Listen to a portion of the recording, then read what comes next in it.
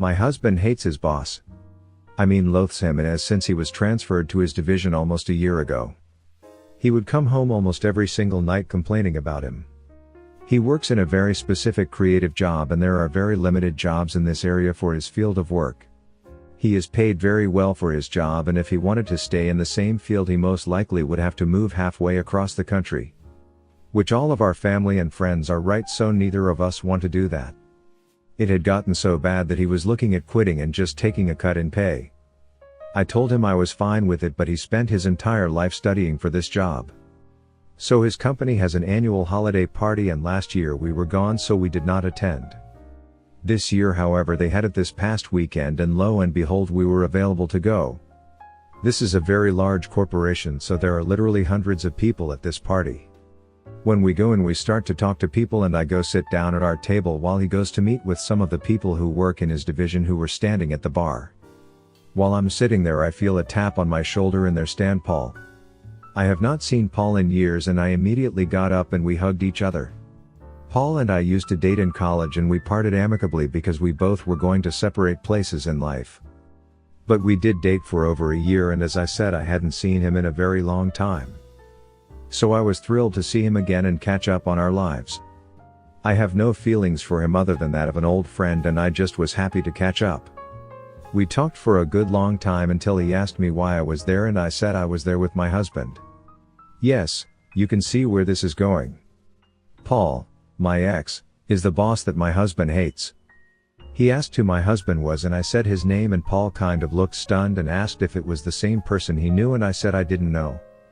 He said he was the department head of, title of job, and that is when it struck me that this was the boss my husband had been complaining about for the past year or so.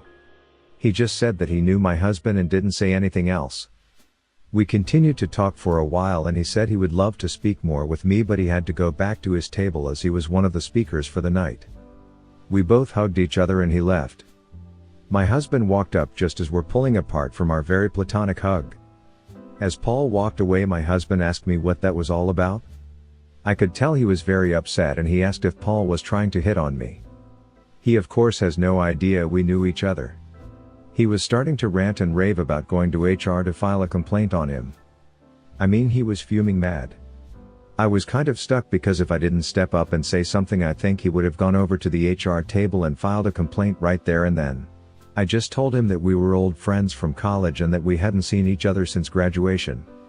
I could see the color drain from his face. We spent the rest of the night with him watching his phone and leaving right after eating. He did not say a word to me on the way home. Once we got home, I tried just talk in general, and he wasn't having any of it. I got the grilling of a lifetime. I could tell he was completely unhinged. He wanted to know why I didn't tell him I knew him. He went on to accuse me of laughing at him behind his back. He even went so far as to ask me if I was having an affair with him. I mean, he was in a total meltdown. This is not normal for him, in case you are wondering. He is honestly the most rational person I know, and he has never even so much as raised his voice to me in all of the years I've known him.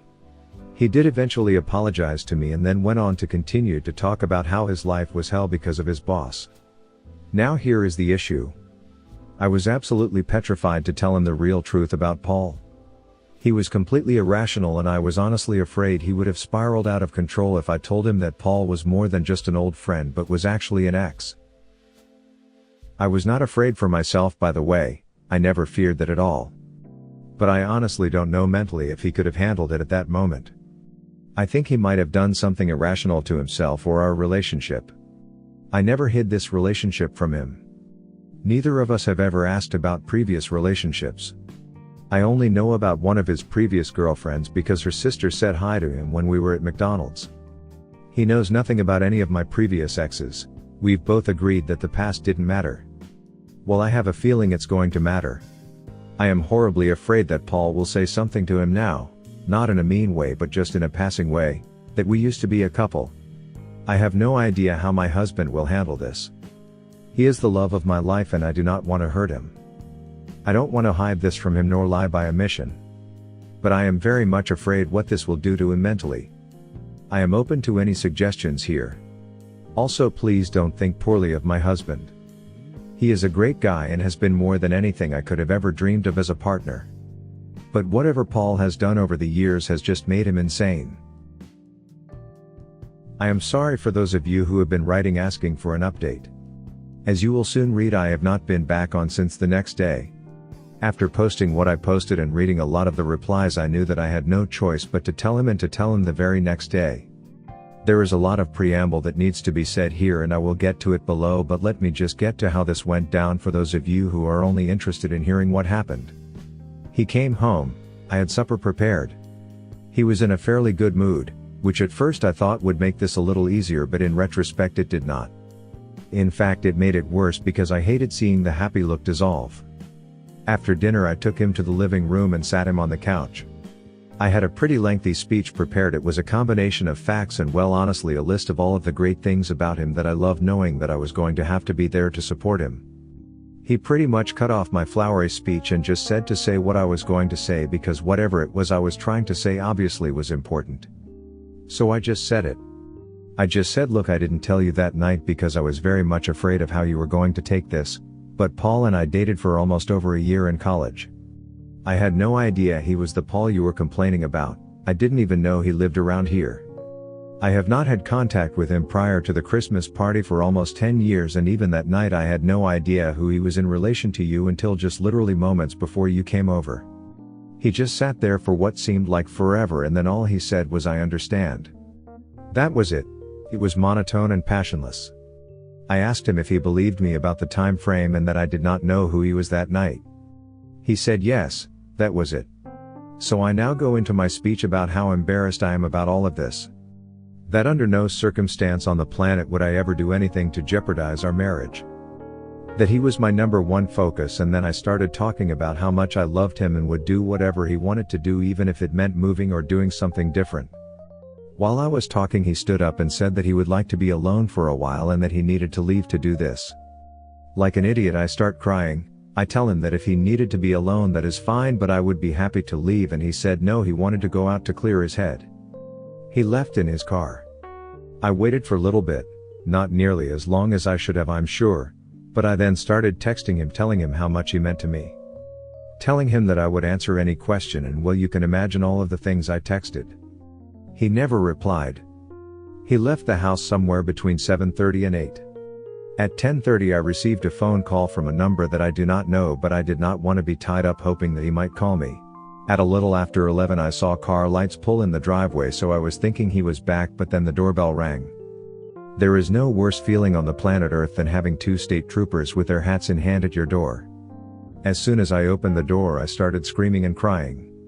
One of the troopers told me that my husband had been involved in serious auto accident and that I needed to either go with them to the hospital or have someone take me. Obviously I'm hysterical at this point and am asking them if he is gone. The one trooper said that they did not believe he was, but they were notified by the hospital to notify me because they couldn't get in touch with me. The number I ignored was the ER calling me. I grabbed my phone and went with them to the hospital. On the way I called his parents and told them to meet me there. I called my parents to let them know, but they were out of town for a few days, so I left a voice message. I got to the ER and the troopers took me in through a back door as to avoid having to go to a desk, and my heart is about to explode, and they tell a nurse who I am and she walks over and pulls back a curtain, and there sat my husband in an ER bed. He was awake and held up his arm to show me his cast. I was both relieved and overcome all at the same time. Of course I held him and bawled for quite a long time. He apologized for scaring me and said he would have called me, but his phone was still in the car. I asked him what happened and he said he hit some ice on the road and lost control, then slid off hitting a tree. He said he thought his car was totaled. The rest was pretty much a blur, but eventually once his parents got there I left them in there with him to call my parents again to update them. That is when the state trooper approached me and wanted to talk. He said that while they can't totally dispute what my husband was saying, that his story about ice did not hold up. Yes, it had snowed lightly, but there was no real ice on the road, and that there was no evidence at the scene to show where my husband attempted to either brake or swerve. They also said that the only reason his injury was as minor as it was because of our airbags, because to do not believe he was wearing a seatbelt. At first I had no clue as to what they were trying to say, but ultimately it sunk in that they were implying he tried to end himself.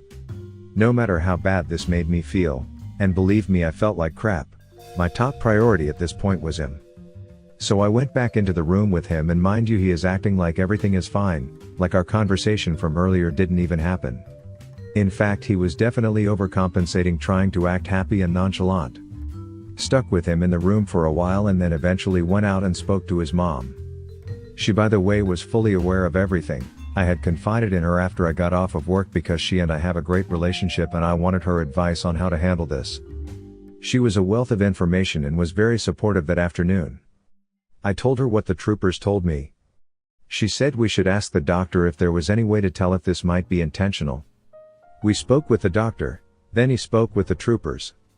I went in to speak to my husband and see how he was doing, and finally the doctor came in and started questioning my husband, and he started to get very defensive. Finally he asked why he wasn't wearing a seatbelt, and he started to give some excuse but looked at me and he saw I was crying and just mouthed to him to please be honest. After denying it for a good long while, he finally admitted that he was just reckless. Since there was no real proof that he tried to harm himself, the doctor told us that there was nothing he could do. He said he could not justify an emergency detention order and that while he tends to believe us, there is just not enough to work with. He was however admitted for 23-hour observation. He ended up with a fracture to his right forearm and bruising to his chest wall. I stayed with him and his dad went over the next morning to the wrecker service to get his things from the car. When we went home, he went from overcompensating to him turning on me, accusing me of trying to have him committed in the ER. He became very mean and isolated himself in our bedroom for the next day. Eventually he came out to eat, and that is when he dropped his request for a divorce on me. As you can imagine, I was a little distraught, but I told him that he needed to focus on getting better before we make any kind of decisions or even talk about it. The next day he just let me have it. He totally believes that Paul and I have been conspiring against him for over a year. That the reason Paul has been so bad to him is because of me. He basically said a lot of vile, mean crap, and well, frankly, he was not the man who I knew and loved at that moment. I let him say whatever he wanted to say and didn't argue with him. After he settled down, I just asked him to explain logically how I manipulated him into this department so that I could get him to work for a person I didn't even know was there. Obviously he couldn't, but that didn't make him any more rational or less angry. The next day was a little better. He did apologize. I told him that of course I accepted his apology, but that I wasn't going to take being called those vile names by anyone, let alone my own husband. We both agreed to just let him heal and not to bring up divorce in the meantime. Later in the day he agreed to go to marriage counseling, and I told him that he needed individual therapy for himself because it wasn't healthy to be this angry. Also, I want him to be able to admit what his parents, the state troopers, the ER doctor and myself all believe. He tried to end himself that night. By the way, my heart sinks typing that, and I cannot tell you the damage this has done to my own emotions and to our marriage. However, I am committed to making this work. This is not him. This is him having a psychotic break, but he is not himself. I will stand by him throughout this, even if he has to be angry at me for some time. I know I did not do anything wrong, but I also understand from his point of view this all looks very suspicious. TLDR, after talking with his mom for help and support, I told him the very next night. He was emotionless when I told him. He left to clear his head, got in a car accident and broke his arm and had some injury to his chest wall. There is strong evidence his accident was a self-harm attempt. He had a mental breakdown at home and we are going to couple counseling and he is going to go to individual counseling.